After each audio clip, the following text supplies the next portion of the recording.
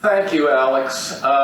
Yes, I realize that the title of this talk sounds a bit sarcastic, if not flippant. That's because I felt that the second and appropriate title for it may sound a little dull. But I would like to make a point that Ren, Retha, and myself have a very serious message to give to prospective pollination biologists regarding this family. We're trying to provide methods and procedures for you to ensure success in orchid research and establish orchid research protocols and encourage orchid researchers to maximize their research efforts. And when dealing with the pollination of the orchid family, I would like to make a point that it really doesn't matter if we're going to be looking at a population of Philomitra crinita in Western Australia, as we did, or Cypripedium kentuckiense here in North America. You're going to have to get ready for challenges, and the first obvious thing is that we have expectations here that we are dealing with reduced populations and protected species, and everyone's saying, oh, of course I know that, we're all living in the same Anthropocene. This is a problem we are all having now. I was said, yes, but when you're dealing with one or more of the 20,000 species in this family, other things come up. First of all, when dealing with orchids, their growth habits tend to be on the inconvenient side. Epiphytes make up about 85% of all known species. Then there are the bog dwellers and the tropical climbers. What you're looking at here is a climber. This is Vanilla pompona. And if you want to get to the flowers, well, you've got to shimmy up the tree. There are other issues. And you're saying, well, we have to deal with some of these. Nocturnal flowering, the unfriendly and often hungry fauna problem. But you probably don't have to deal with the bad guys as often as we do. Guess what's going on here? These are two poachers in Yunnan. They are in one of our sites, and they made off with about 100 Spiranthes sinensis for the herbal medicine trade. Okay. Now, there's another feature when dealing with problems with orchid pollination. First of all, it can be very difficult to see. It's often a very quick process, and also the pollinator-column interactions are difficult to view. When this bee here crawls up under the column, we will not be able to see it under the stigma. That's part of the problem. Then there is, it's been a problem for more than 160 years, the low collection rate of pollinators, simply because we are dealing with lineages that are food, brood, and sex mimics. So the pollinators do not come back. There is difficulty capturing nocturnal visitors, and remember, you have not observed the pollinator in an orchid until you observe a visitor carrying the flower's pollinia in a stereotyped manner on a certain part of its body. What do I mean by that? This is the gold standard for this particular type of research. If finding the pollinia on a captured insect then remains the gold standard, that you're looking at Han's work in Yunnan, and he observed the pollinators, or tried to observe the pollinators, on 2 helmet orchid species over a 2-week period of 10 hours each day. That was 150 research hours, and yes, he did see the pollinators, 5 of them. 2 genera of fungus gnats, 1 genus for each species. He was able to collect 4 of those specimens, and a whopping 3 of them were carrying the pollinia, as you can see here. So, orchid pollination studies have more recently turned into team efforts. Remember Vanilla Pompona early, growing up in the trees? This was a team of 13 people working in 3 sites in Costa Rica over 2 seasons, involving 180 hours of research. They made 123 observations on the flowers, and these are videos.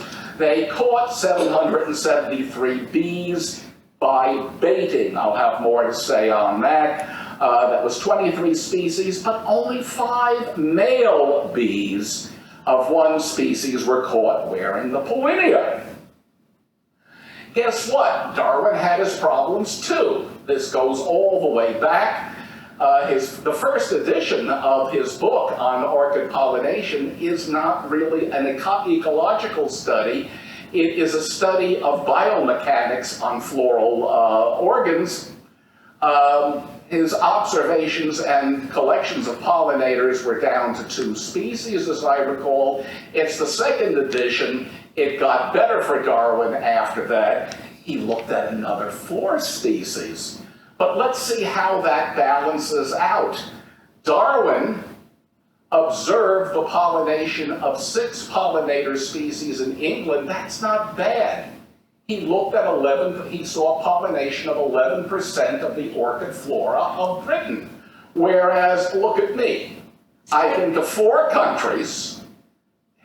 Each one doesn't add up to 1%. So, the reason we're talking about upgrading data sets with orchid pollinators is because they are often fused. Some of the protocols and techniques used throughout pollination biology, for reasons I don't understand, get ignored by researchers studying orchids. Their publications appear fragmentary in consequence. There is more information they could have added. We recommend a more holistic approach, and we're going to look at 5 broad categories. And here they are. First of all, you need to review the morphology of the flowers themselves. Reading about it in a flora of an area, there's stuff that gets left out, and that also applies to the inflorescence. Experimental investigations of the breeding system, both shutting off, making sure pollinators aren't there with bags or doing hand pollinations. Recording floral presentation, the attractants and rewards, observation and collection of floral visitors, finally, and finally an in-depth analysis of those you had euthanized. Regarding functional morphology, there's a lot of novelty with this that doesn't get into the books. Look at what's going on the left with these male wasps on the spider Caladinia orchid. Do you realize that it's been less than 20 years since somebody figured out that the papillose and swollen tips of the sepals are actually the osmophores. There are real and versus false sites of secretion. We should be looking at floral movement. A lot of these flowers are in motion before and during when pollinators are arrived. Then there's this question of hybrids, which come up constantly. How come introgression isn't more common? Then the anthesis and floral lifespan, which includes other features, and then natural rates of pollen removal and deposition. For example, here's something we found, and no one else did, although these orchids have been studied since the 1940s. Notice, if you will, in these 2 species, nectar is being secreted from a very unusual part of the flower. It's actually coming from staminode lobes on the column. The earlier studies on other species found nectar droplets at the base of the labellum, but not in ours, so that was a new site. Then there's this matter of floral movement due to hinges of the labellum. Do they tremble or do they whack? Now, on the left, Corona stylus is divided between species in which the labellum is rigid until the pollinator enters and then it collapses versus those that are constantly flapping in the breeze. This one is a flapper, whereas on the, whereas on the right, we have, also from Australia, we have the genus Pterostylus, in which the labellum is irritable, and what will happen here is the fungus gnat will eventually poke it in just the right spot, it will flip upwards, and it will be caught between the column and the labellum, releasing the pollinia. Now, you should be able to time this, which is exactly what I did going back to the mid-1990s. In fact, I used plants, which we had a collection of Pterostylus curta right here in in our orchid collection, and I could actually tickle the labellum and then do a series of probes over time to see when it was reset, and it would snap again.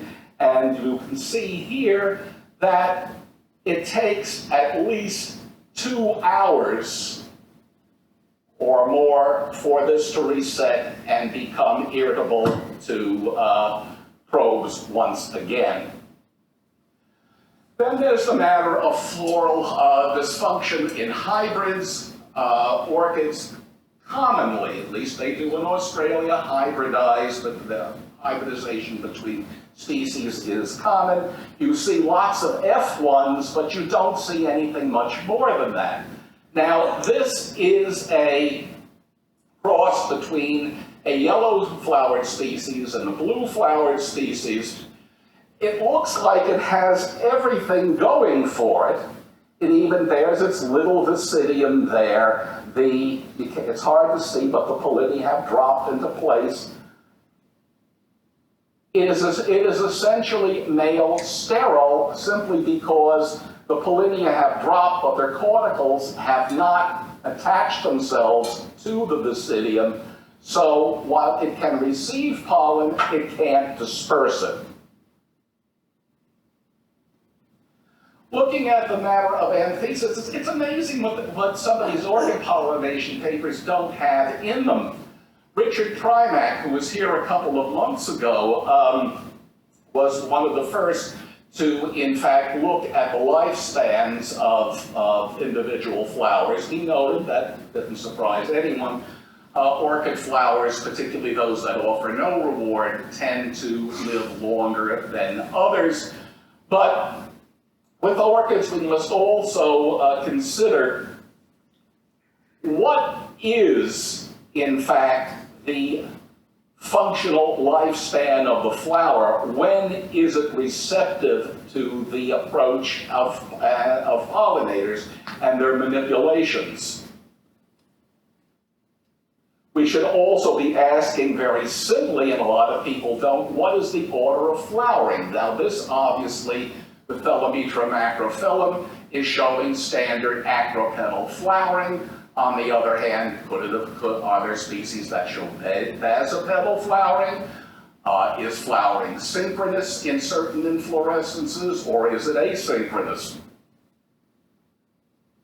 All right, here's a test for all of you. Which of these, it's the same species, this is Cypripedium kentuckiense, which of these is now receptive to pollinators? Lefty or a righty? Somebody. I would say left. And you'd be wrong. In fact, it's a trick question.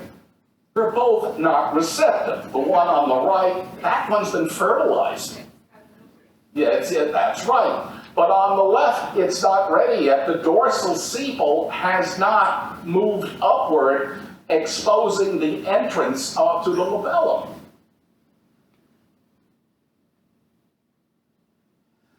Here are more questions regarding lifespan. Does removal of pollinaria shorten the functional lifespan of orchids?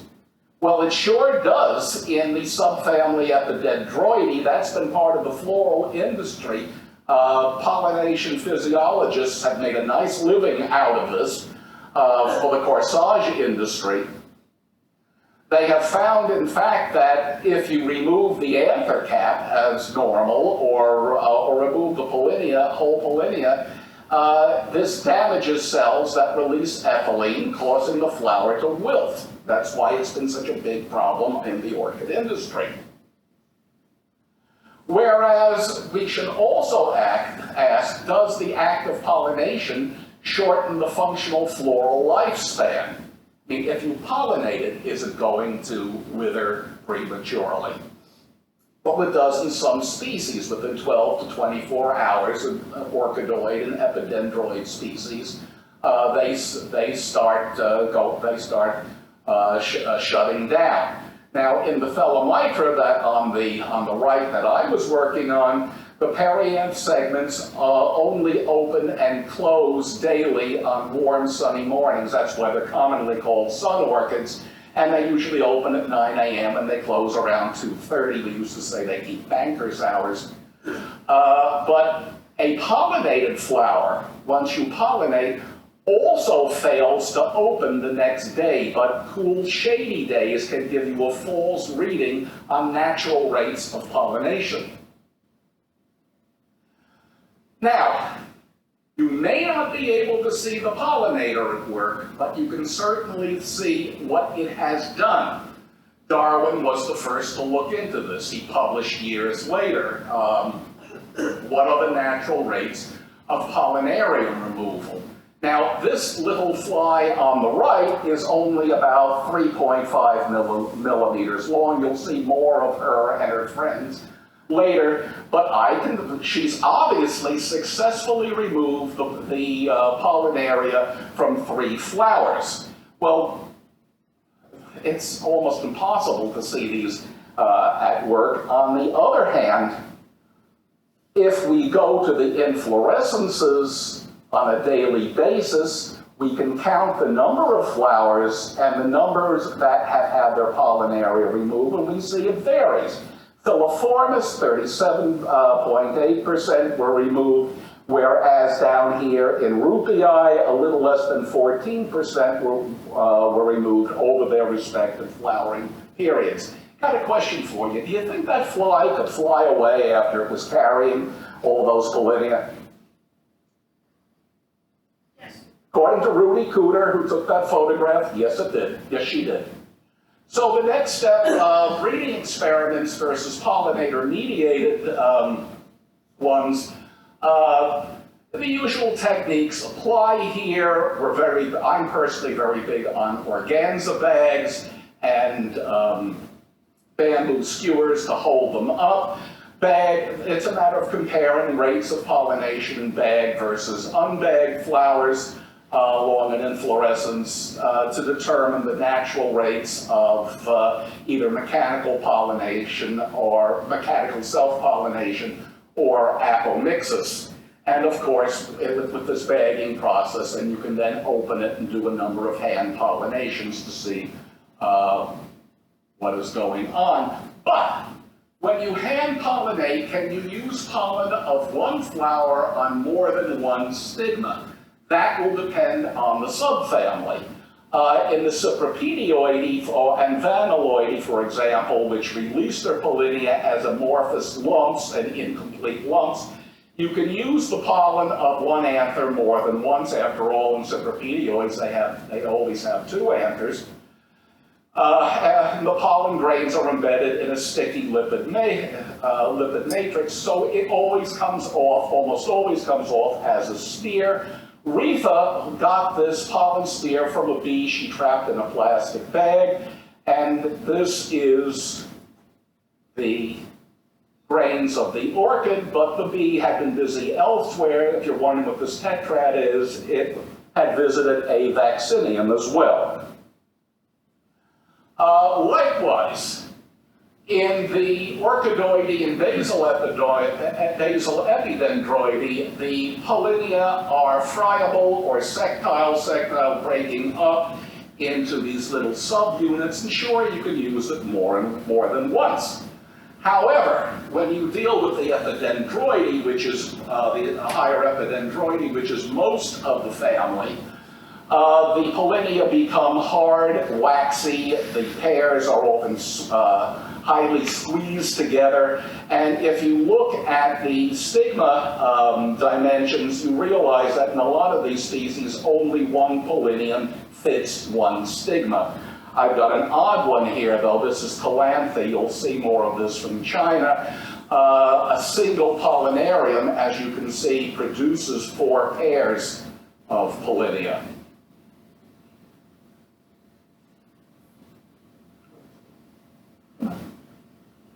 So, regarding natural rates of pollination that you're trying to track, and also if you're doing breeding experiments to test for self-incompatibility, it's rare in orchids, but it does exist in certain genera.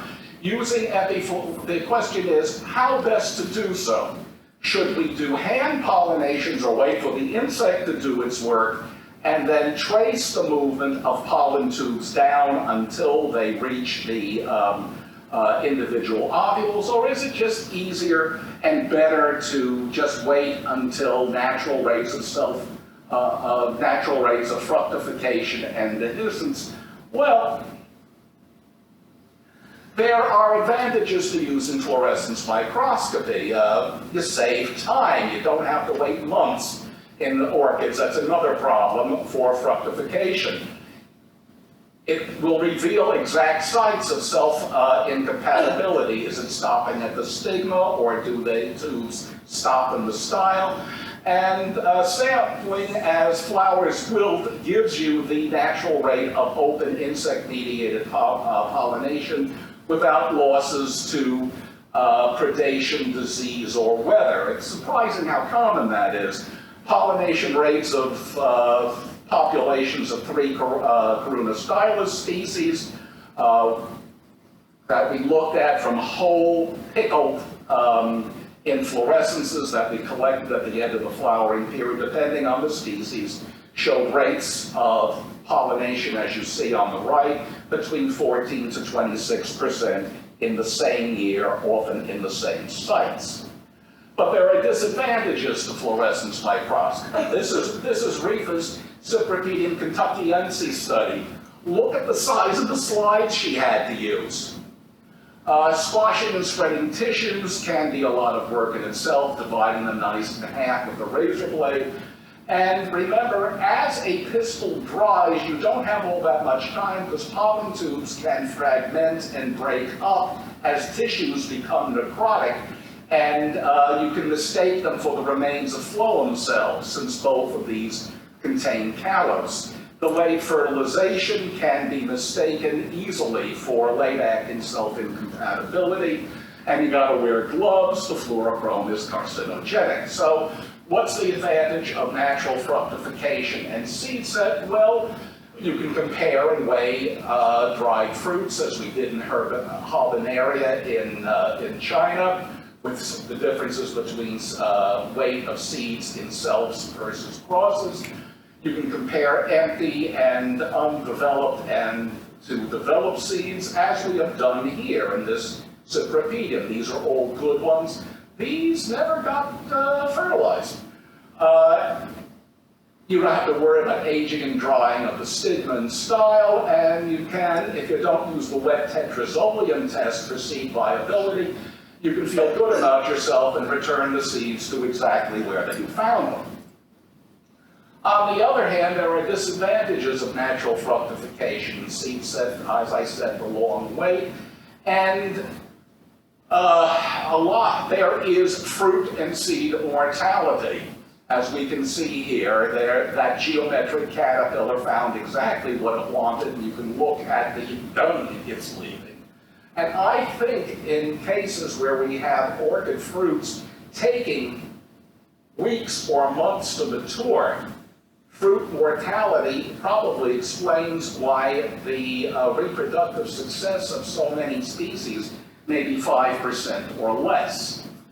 Now looking at rewards and attractants, there's very little new to say about ultraviolet light, except that Klaus Luhnow has turned his work to the cypripedioid orchids, and he's made a point about the ultraviolet windows he's found, but Retha found that 2 years ago. What I would like to see more of is documentation of color variation in food mimics, such as Thelomitra macrophylla. The last person to do that was W.H. Nichols in Australia during the 1950s, where he hand-painted all of the variations. But we can see within the same population here that Macrophylla, while a blue orchid, well, there's all sorts of degrees of blue, and I haven't even shown you the blue violet to purple forms yet. Now, Nectar, on the other hand, is actually, in orchid studies, has not received as much attention as it should. And in case you're wondering, for this Pollinaria, that's the spur where the nectar lies. That's what Mr. Tao worked on. He sampled spurs of Pollinaria limbrictii with microcapillary tubes and his refractometer, because this is pollinated by crepuscular moths. And he found that during the day, we had one measurement, 8.4 microliters with 29% dissolved solutes, versus the nocturnal, yeah, the fluid went up a little bit, but the secretions declined. Jia and Wang, paper I just saw recently, have since sampled 22 dendrobium species, finding quite a range between half a microliter to 2.5 microliters of fluid, between 8 to 31% dissolved solutes, and they were the first to find it's all a sucrose base. However, thanks to Ackerman and his crew, something new has come up: taster nectars. What are taster nectars? Over the last 20 years, there has been a reevaluation of orchid flowers that were interpreted previously as some sort of mimic, either sexual or Batesian or food or brood site. Some apparently secrete very small amounts of nectar at different locations, and the gradation from nectar award to mimesis within species in the same lineage may be especially common, particularly in diurids in Australia, such as the spider calidinias. Once again, Kingsley Dixon had a very fine collection of these. He brought me in and he said, now look at the nectar, and sure, there were little droplets on the combs, on the marginal combs of the labella. Scent, on the other hand, has been far better analyzed, and the techniques have gotten better and better since the 1960s, when Cal Dodson and his crew first began working on them. This is a setup that we had for some of ours in Australia, but I want to make a point that these absorbent traps, since they're battery operated, we've since found you can take them right into the field. Why is scent so useful? Scent helps you define the degree of mimesis, particularly in the case of Thelomitra macrophylla, which blooms at the same time as this pollen-producing irid, that's Orthoxanthus laxus. There are a number of blue-flowered species at the time the orchid, which offers no reward, is in bloom. Do the molecules produced by this match this? Not exactly. That's the interesting thing. 2-phenylethanol is made both by macrophylla, the hybrid between macrophylla and Cridita, another co-blooming species, and Orthoxanthus laxus. But look, Orthoxanthus laxus has 3 molecules, one very important that the orchid did not produce. Okay, we're getting down to the moment of truth. We're observing and photographing floral visitors. We want to check for 4 things before we catch them. What are their peak visitation periods? How long does the visit last? We want to record individual behavior based on floral presentation, the whole timing thing, and we might want to do some baiting. It surprises people since it's so hard to find pollinators sometimes, that there might actually be peak visitation periods. They are often ignored except in nocturnal species because visits are so infrequent. We have to consider the impact of ambient sunlight and warmth on insect bodies, right? So this is a winter flowering corybus here on the right. It is pollinated by the fungus gnat on the left. Kuijer and Findlater found with their daily visits that there were 3 species that pollinate this particular orchid, but they were only active from noon until late afternoon when it was warmer. In my own Cypripedium montanum study, you'll see more of that. I found at my sites that within 30 minutes of the flowers standing in a daily light gap, the pollinators began to enter the labellum. But does that mean that light gaps always attract pollinators? Well, not necessarily in the same genus. I had Retha look at this with their own population of Cypripedium kentuckiense. And in both years, you can see there they are standing in the light gap. But you know, only 24% of the bees were entering the flowers when they stood in that light gap. 71% were more than happy to enter in the shade. But Retha worked further on this. She recorded dates on which bees were captured, and she was able to capture them. And I find it, we both found it very interesting that over a 2-year period, the majority of the days that was the lucky day you got most of your bees, that was always on May 23rd. Who knew? She also recorded the times at which the bees were captured, once again, just like Kuijer and Findlater did with his helmet orchids, with his corybus. And I think we would tend to agree in that case that most of the activity is going to occur, say, between 10 and then a little after 1 p.m. But what is the behavior of the insect versus the length, the sheer length of the visit? This is all, remember, it's in a lot of species, this is over in a matter of seconds. You need either to have a rapid collection and or an awfully good camera. On the other hand, as you can see here, cypripedioid orchids first detain their pollinators in the labellum sac, forcing them to crawl under the stigma and then out through an escape hatch, which takes them under the anther, and we can see the smear of pollen now on the thorax. Well, as I said, we could use a timer with Pterostylus, but you could also use a timer to get the mean time of insects escaping from Cypripedium species.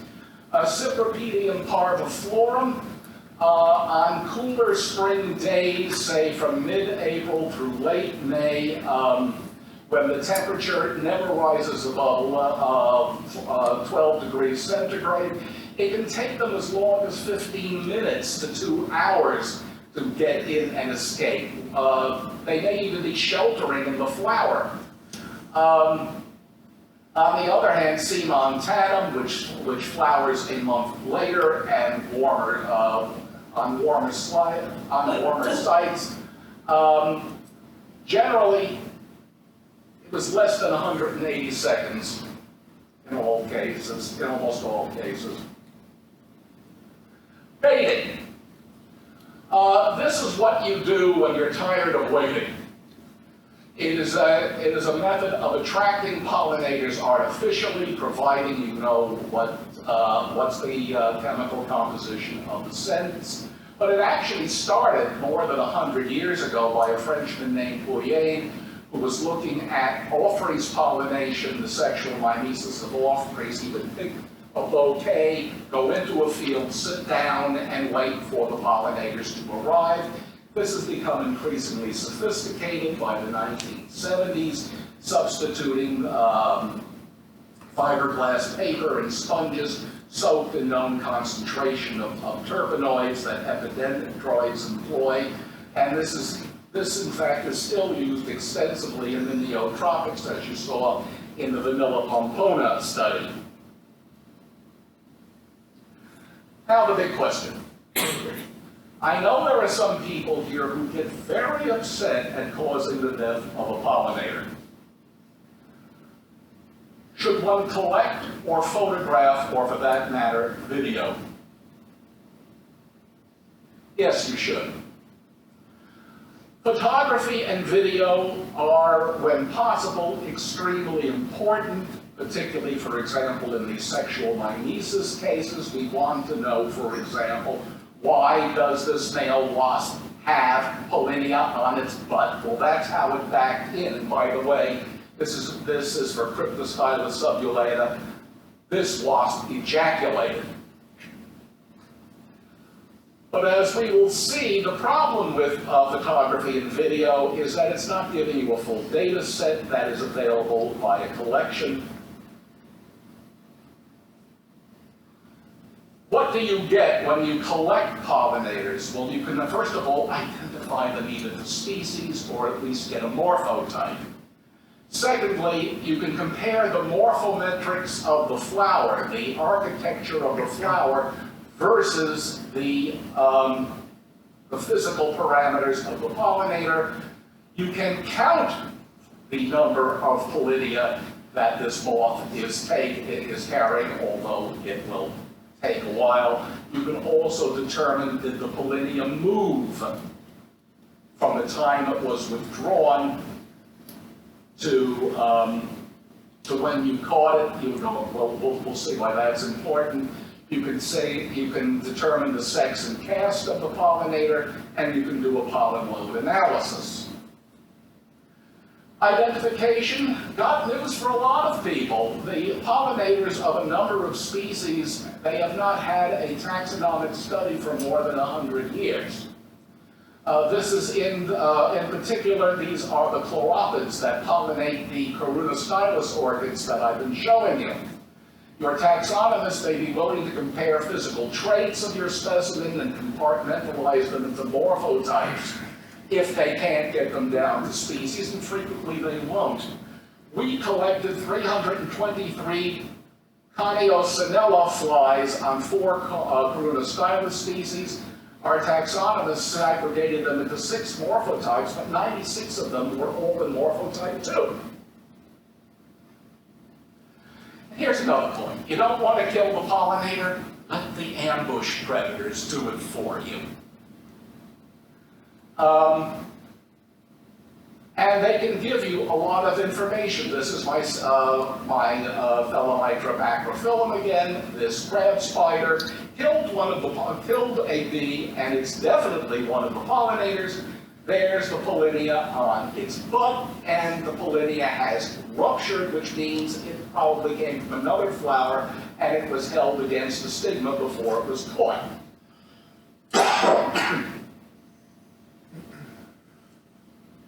What's the point of morphometrics? Well, Darwin was the first to suggest it. Remember how he measured the spur of Andreum sesquipedale and predicted that there would be a moth that would have a proboscis slightly shorter than that of the flower itself? Well, this is now being used in China on the butterflies that are pollinating here, members of the genus Calanthe. Here's the spur right up here. Morphometrics continued. With Cypripedium, you have to know precisely what to measure because the labellum is so exaggerated, it's so oversized. Lots of things get into this labellum, but most of them are not pollinators. Specifically with Cypripedium reginae, Retha and I got dozens of small bees and large bees. It was like 3 bears, too big, too little, just right. We found, in fact, that the critical area is the escape hatch, where the bee gets out and is swamped by the anther.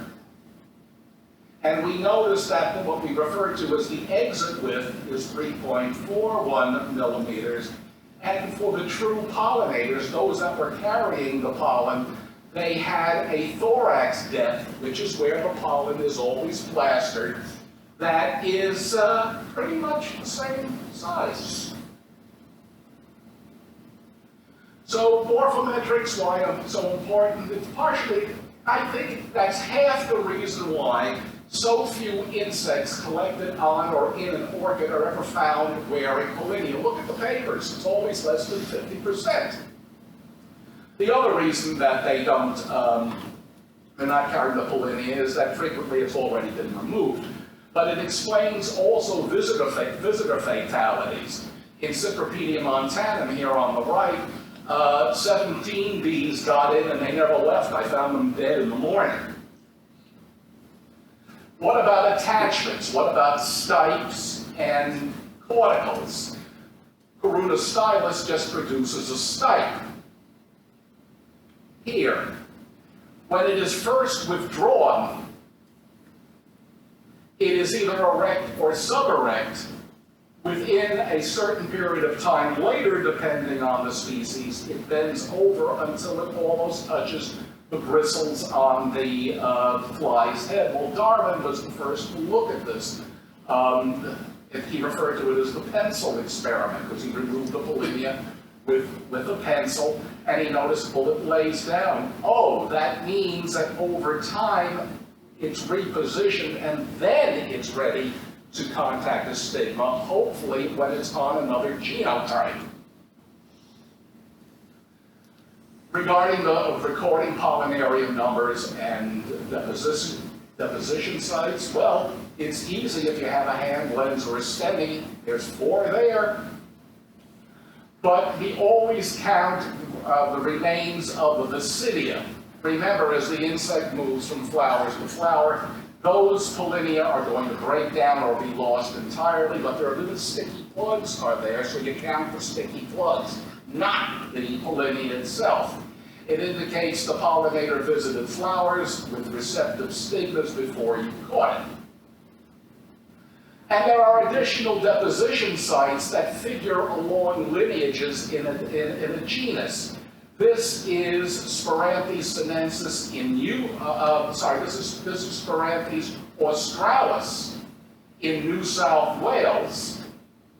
And we noticed that regardless of the species, that this is an apid and this is a megachilid, the pollinia are always deposited somewhere on the mouth parts. Well, you go to Yunnan and China and look up Spiranthes sinensis, it deposits it at the same place on the bumblebee.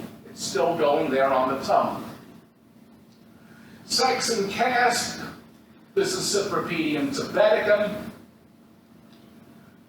It blooms at a time there are both queen bumblebees and worker bumblebees.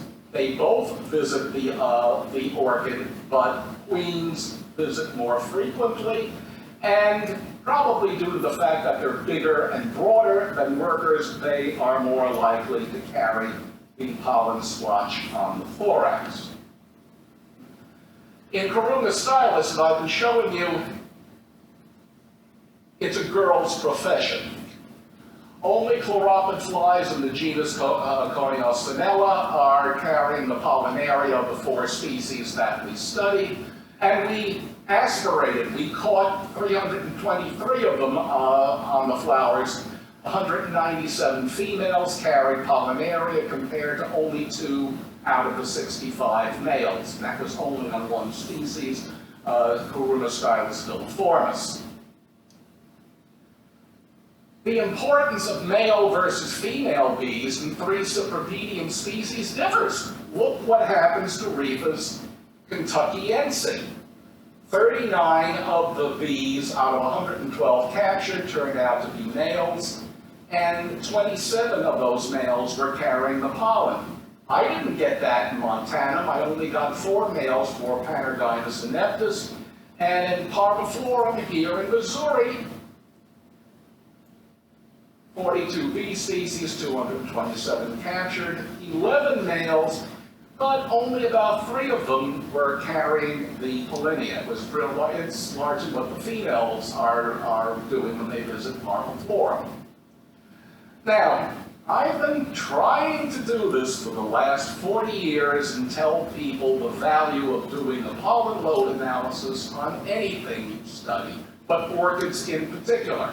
It's essential when investigating general or specific food mimics as well as orchids that provide rewards. And it shows how each orchid species fits within the community. How can people do a pollination network without doing a pollen load analysis? Guess what? They do it all the time. Look at this bee on Thelomitra crinita. It's obviously a pollinator because there's the Pollinarium on its butt, right? But it's been elsewhere. What is this white pollen in the scopy? And it was obviously visiting a member of the Houdiniaceae before it visited the orchid, because we have pollen on the dorsum once again, but this time it's just little grains. They were flowering at the same time. Pollen load analysis of Retha's Anthophora is done after the insect naturally leaves the flower. That's when we catch them. We can see on the left, here's the pollinia, well, here's the pollen splatter. Here's the pollen splatter once again. But goodness, look at this one. It was obviously somewhere else before it visited the orchid, right? Where was it? Well, this you figure out by doing a simple calburulus fluids stain. The insect that gets put on a glass slide, you wash it with ethyl acetate. Why ethyl acetate? It doesn't disturb the insect's cuticle, so it makes a good specimen once it's dried off again and won't fall apart in a couple of years.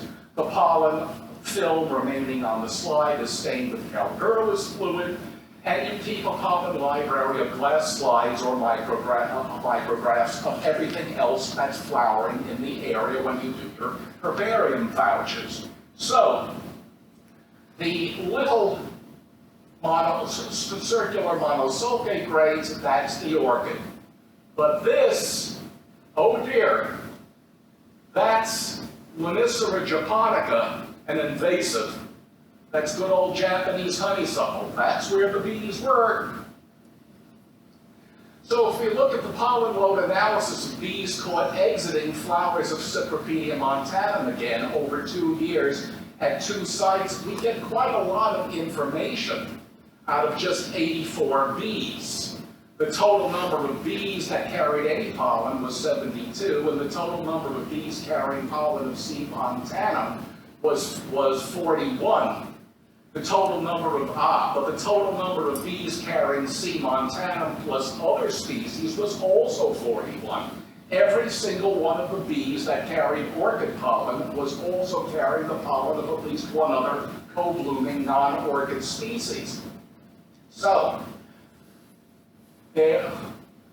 looking at pollen morphotypes, we found about 11 of them. We could match them to 19 to 24 of the angiosperm species, or 21 to 25 of the angiosperm species. 19 to 24 of them were secreting nectar, so our conclusions here is most bees visiting C. montanum were generalist foragers visiting one or more nectar-secreting flowers before they entered the food mimic orchid. Can I suggest something radical? Maybe it's time to start looking at pollen load analysis of male insects that pollinate sex mimic orchids, because these are nectar-drinking insects also. This is one of those fitted wasps we've been looking at. What's it regurgitating? A droplet of nectar. Why? It's going to use it to reward the female with which it has copulated. She will then be dropped off. She's wingless, then she goes and she parasitizes a number of beetle larvae in the soil. And I think there's room for this, because you go to Australia in the spring, you see the thinid wasps feeding on feeding on nectar before they go out looking for the females. And they're taking nectar not only from flowers, but from the extrafloral glands of at least 3 co-blooming acacia species. So, some conclusions. While most of the standard techniques and protocols used to study pollination apply to orchids, some require additional modifications because they are orchids. These modifications revolve around typical problems, including low natural rates of pollination, these thick pistils held right next to the exaggerated labellum. There are extended periods of fructification and seed maturation, and usually an inadequate number of Pollinaria vectors to examine later on. Biochemical analyses of floral scents is still a promising field, but we really need someone looking at nectar chemistry. We need a new Irene Baker. Comparative comparative measurements of flowers and pollinators are crucial to our understanding of these supposedly pollinator-limited species. Pollen load analyses finally will place orchids within the community ecology of the plants with which they bloom and the seasonal needs of their pollinators. Just to throw in one more feature here, this is Retha and her cypripedium kentuckiense populations, and she's not even using a butterfly net. That will damage the orchid. She waits for the bee to answer, and she pops a Ziploc bag over it and waits for them to emerge. One like to make a point, pollination in general, we need a little more education in this, and some countries are ahead of the others. This is a sequence from the Botanic Garden in Perth.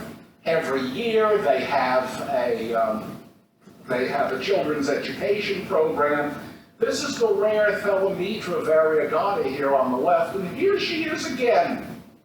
And here is her pollinator wasp. And these are kids. Look, there'll be a pollination sequence in this. So, for acknowledgments, there is a number of people who have been helping us over the years. For those who are interested, we do have Rudy Cooter's Orchid Pollinators of Victoria. I think we have the 3rd or the 4th edition of this up in the library.